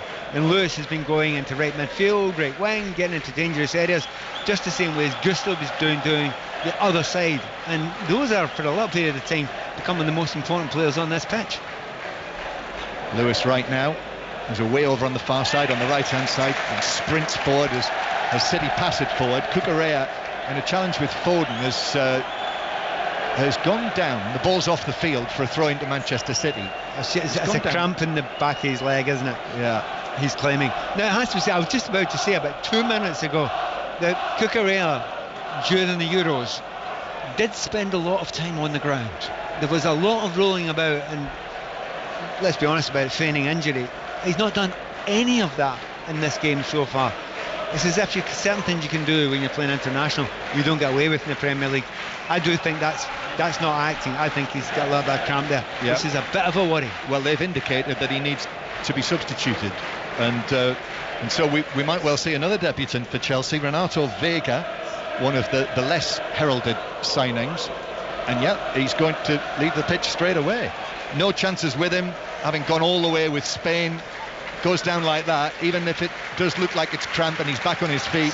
Off he goes on the far side of the field, and this Portuguese under-21 international, Renato Vega, who was signed from Basel for almost £12 million, is the next debutant for Chelsea. So that is 4 changes and 4 debuts. Yep. Interestingly, Chelsea fans, well, quite a few of them have said to me, in fact you and I met one on the way into the ground, who said they're not too sure about every single player. They don't actually know what they look like. There's been so many in, and certainly new left back there, it's not going to be Chilwell, and we shall see how he does against Foden for these last 10 minutes or so. Yeah, we've spoken a lot about Raheem Sterling's absence today. No Ben Chilwell either. Here is Doku now, as Manchester City continue to lead by 1-0. We're now into the last 10 minutes. City 10 minutes plus added time away from an opening win in their latest defence of their title, as they go for 5 wins in a row. Cucurella, I think, is getting a bit of stick from the Manchester City fans in the shed stand as he walks in front of them. So the Chelsea fans in this stand here respond by getting to their feet and applauding the Spanish European Championship winner back to the dugout. If you would have watched Cucurella against Germany, don't worry, he's used to it. Yes. Yeah, he was, once that happened, that alleged handball, he was booed everywhere he went in Germany. And indeed in the Spain game after that, every time he touched the ball it was ridiculous. By the German fans in the crowd. 1-0 Manchester City lead. Manchester City on this 23-match unbeaten run in the Premier League. It was Villa Park the last time that they were beaten, in early December. Last defeat in the Premier League. I was at that game and they were well beaten. Yes, they were. Absolutely deservedly beaten. That was when Villa beat Manchester City and Arsenal in the space of a few days, wasn't it? Here is Akanji for Manchester City, forward towards Lewis. Lewis now gets his head down and off he goes. Foden in front of him, Haaland through the middle, gives it to Foden. Foden tried to flick it forward to Haaland on the edge of the box, but got that all wrong. Dewsbury Hall, Lewis is out of position now, but the pass from Dewsbury Hall, Neto allowed it to run, and as he did so, it ran over the white line and out for a throw. Painful. If you're new player coming on, Neto, that is exactly where you want the ball. It's out wide, like the fullback's gone. I mean, he's miles and miles behind you there, so he's never going to catch you, Rico Lewis. So you've got a centre back coming out, and he just couldn't collect it. What an opportunity. 1-0 Manchester City. Earlier Brentford 2, Crystal Palace 1. If you're at that match, Robbie Savage and Chris Sutton would love to hear from you. 08085 909 693. Big win for Sunderland against Sheffield Wednesday in the Championship. Bolton 0, Wrexham 0, Notts County 2, Fleetwood 2. I know there were FA Cup ties again as well this afternoon. Dundee United, Motherwell and Celtic through in the League Cup. Talk about it all on 606 once we wrap things up here on 5 Live's Premier League Sunday, the first one of the new season. And Kovacic, this has become one of those words that we use to describe matches like this, absorbing. Here is Foden. Foden turns, gives it back to Kovacic. Foden right at the centre circle. Time is beginning to run out for Chelsea, but just the one goal in it. Kovacic through the middle, back it goes to Diaz. Now to the left hand side to Doku. Doku taking on Gusto, tries to go past him. There's cover there. Doku's got the ball across, but Sanchez is able to drop down and hold it. Let's get another update from the 100 at Lords. Atif Nawaz. Yes, indeed, the Oval Invincibles batting first, put into bat by the Southern Brave here at Lords in the men's final. They've made a brisk start. It was a bit quiet a second ago, but Jewel Jacks has just hit the first 6 of the final. 8 runs from 6 balls for the Oval Invincibles, early going here in the final. Kovacic driving forward and shooting in. Sanchez diving to his right, got a hand to it but couldn't keep it out. In off the post. Kovacic scores against his old club and wraps up the opening win for the defending champions Manchester City here at Stamford Bridge. The City players surround Mateo Kovacic. It was in the balance, but it's Pep Guardiola's side who've got the second goal. Chelsea 0, Manchester City 2, and it looks like an opening defeat now for Enzo Maresca in his first match in charge of Chelsea. Do you know what? If you're a Chelsea fan, it's probably the last player you were worried about in the Manchester City side, because his scoring ratio when he was at Chelsea was absolutely awful. Lovely player for Chelsea, but he's got the ball in his midfield and he's just cruised through 2 players. But the fact that he's thrown the eyes, he's pretending he's going to put it in, curled into the back post. Keeper's taking a little step to his left there, and what he's done is he's zipped it into the near post. Got a big hand on it, Sanchez, but not enough. And off, possibly even the post there. But that's killed Chelsea chances off, and Manchester City, without even being close to their best, seems to have done plenty.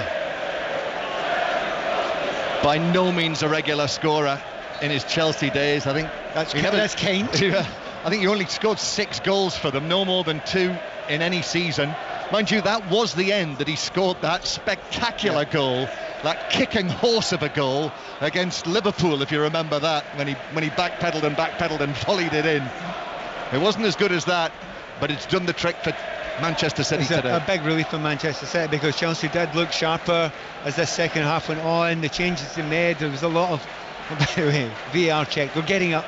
I'll let you read that one out if I'm a wee bit too late now. Yeah. But they're giving a sign up here that the VAR had checked the goal, but they're going to check every single goal. Well, that was actually the VAR check for the handball by Kovacic at the other end, probably about 10 minutes ago. Terrible about that Titanic, isn't it? It is. It's a bit slow. That is far too slow. You've got a bit quicker than that. Yes. Chelsea 0, Manchester City 2. And it's an unusual thing, by the way. But a stoppage now, by the way. A stoppage now, again, for cramp. And it's an unusual thing. I mean, there's a lot of players. I mean, certainly Ten Hag was saying that his players aren't ready yet. They've not had the right amount of rest. And there are a lot of players who, they're back in the season, not 100% yet. Cucurella, understandably. Well, I mean, so many Premier League players involved at the Euros, but quite a number who weren't. Players who were involved pre-season, players who weren't involved in pre-season. And also asked to do things in pre-season which the managers and the medical staff would rather he didn't do. The travelling, to make money for the clubs, and it's kind of noticeable. Yeah. However, some of the crowds in America for those friendly matches, those pre-season friendlies, 70,000-80,000 people turning up to pay and watch a match that really is totally meaningless. Yeah. But it's a money spent. Absolutely. It's bigger money spent on just the matches than 7,000 people. It's selling everything that you do with it. Here we are. Look at us. Massive thing to both of these clubs. Yeah. Yet so many of the big stars not able to be a part of it either. However, Chelsea 0, Manchester City 2, and Manchester City now heading for victory, heading for an opening win, with Maresca standing down there on the touchline. Nothing he can do about it. It's gone to form. Ball to the edge of the area. Guiu turns, gets it back for Chelsea on the edge of the box. De Bruyne just touches that away as the challenge from Caicedo came in. The ball reaches Doku. Doku up against Gusto, who does well, but Doku shows some strength there, the Belgian player, and gives it back to his international teammate Kevin De Bruyne, who passes it back into his own half. Yeah, controlled play there. I mean, they could have tried and pushed it there, but why do that just now if you're Manchester City? It's a long old season. There's 2-0 up, but you're away from home. Why take any chances now? And instead of being attacked there, giving a little chance to that man Haaland again. They've got the ball, they've got the Oles, and they're killing the game. Yeah. And if they're a little bit like the match that I was watching last night, the commentary on West Ham Aston Villa, one of the top 4 of last season away from home against a top half team.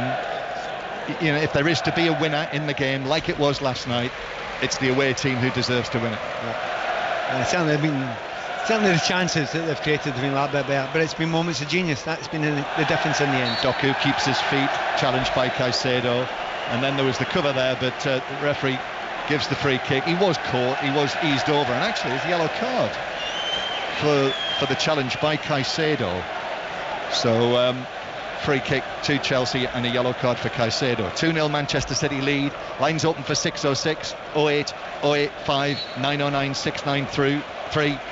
Robbie Savage, Chris Sutton waiting to take your calls. 5 Live Football Daily podcast will have all of the reaction, and our producer, our interviewer George Cummins, just off downstairs here, he will bring you the interviews that we'll hear from the tunnel. Doku, brilliant run. Doku into the area, then pulls it back, almost into the 6-yard box in the end. Tried to pull it back, but just passed it straight to an opponent, and Chelsea were able to clear. Great skills. Brilliant. Fantastic goal. It would have been an amazing goal. It's one of those ones where you just try and scoop the keeper when he comes out, because you've done with 2 players, went straight through the middle, threw another one the wrong way, and you've just got the goalkeeper there. Now the correct thing to do is to cut it back and try and find your striker. But in reality, it's 2-0 up. There's 10 seconds to go. Could have a go there, mate. Have a go. Palmer across into the penalty area to Neto. Phil Foden as well blocks the attempted cross from Neto. blue seats, Chelsea royal blue seats appearing all around the home sections now. I think the home fans know that it's not going to be a winning start for Chelsea. Indeed, it's going to be a losing start for Enzo Maresca and his team. All in all, really not a great day. I think a sensible starting lineup from Pat, as we were discussing earlier. He's brought substitutes on. He had the whole Raheem Sterling storm before the start of the match, so now he's going to face question after question after question about that downstairs. And this is the life of the Chelsea manager in 2024. And it won't change. Absolutely won't change as time goes by. Crisis what crisis, there'll be another one, there'll be a different one next week. However, the team, as you say, was safe, sensible, secure. He did make the changes, which I suspected were the sensible things to do. It did lead to a good 20 minutes where Chelsea were the sharper, cleverer team. But it's Manchester City.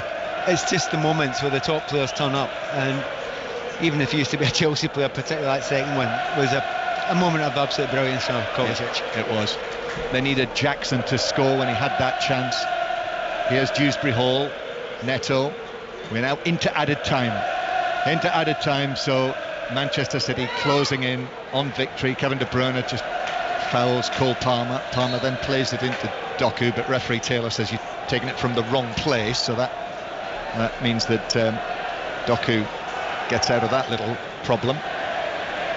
Gusto on the right hand side, Gusto with the cross, but Gvardiol sticks out a leg, blocks it out for a throw down the right hand side. So Chelsea will be looking for their first Premier League points next Sunday as Palmer takes it on but then hits a shot that certainly nowhere near the standard of last season, round about the kind of position that he scored in the European Championship final, but this one he pulled well wide and it's a goal kick. Next Sunday, Wolves, 2 o'clock. They've got to play Servette on Thursday in the first leg of the European playoff tie, but Wolves it is, which will not be straightforward. No, it won't be straightforward, and particularly if you've played your first game and it's a home game and you've lost. It's quite disappointing. I don't think Chelsea have been terrible. They haven't been brilliant either, but they were so dependent last season on Cole Palmer, and to be fair, Cole looks not quite there yet, doesn't he? He's a long way away from the level of fitness and the level of brilliance he was last season, which is perfectly understandable. He's not taking much part in many of the games in pre-season, and without him they don't look anywhere near as good. No, they don't. Palmer, after that brilliant season really that he had with the 25 goals, player of the year. Jeremy Doku's been fouled by Fofana, so it's a free kick to Manchester City on the left hand side. I think a third goal would be harsh. We're deep into added time. We're in the 4th minute of added time. 2-0 the score. Doku receives it, Palmer puts in the challenge, bounces out of play. Palmer, you can understand it, after coming on as a substitute in 5 of the matches for England and then thrillingly setting up the winner for Watkins in the semi-final, scoring that goal in the final, the only man to have scored for England in a final on foreign soil, a major senior final. Throw in for De Bruyne. Here's Haaland, scored the first goal, the opening goal in the first half. Doku is there as well, Chelsea men too, but the ball in the Chelsea right back position. It's cleared away by Fofana. Manchester City fans cheer because he hasn't cleared his lines. Comes back at Chelsea, and Doku coming from an offside position, so it's a free kick to Chelsea 10 yards inside their own half. I suppose the question will be, how many changes will he make? He'll obviously change the team for the Servette match, but in terms of who's done enough, who would you like to see starting for Chelsea at Wolves who wasn't in the starting lineup today? But there are certain players where you need to give them another 90. They need to get to match fitness. Cole Palmer, you'd almost think must play, because you've got to get him back to his very best. Palmer to Gusto, cross from Gusto to the edge of the area, cleared away by Foden. They'd like a goal anyway in their first home match. I think it'll be too late if it comes. Here's Neto, he'll want to play at Wolves. Then back to Fernandes, who hits the shot that's juggled by Ederson, juggled up in the air but caught. Best moment of the game from Fernandes, and one of the best moments of the game from Chelsea as well. Gets it on target there. A couple of little fumbles from Fernandes from Ederson today. A couple of bad passes as well from the back. So, there are rustinesses in various parts. I mean, Haaland has scored the goal, but he's looked a wee bit lumbering in various parts of the game. Phil Foden, the brightest of brightest sparks in English football last season, along with Cole Palmer, has not been his best, but it's been enough. And there we are. The final whistle goes at Stamford Bridge. It's defeat for Chelsea, and Enzo Maresca in his first match as the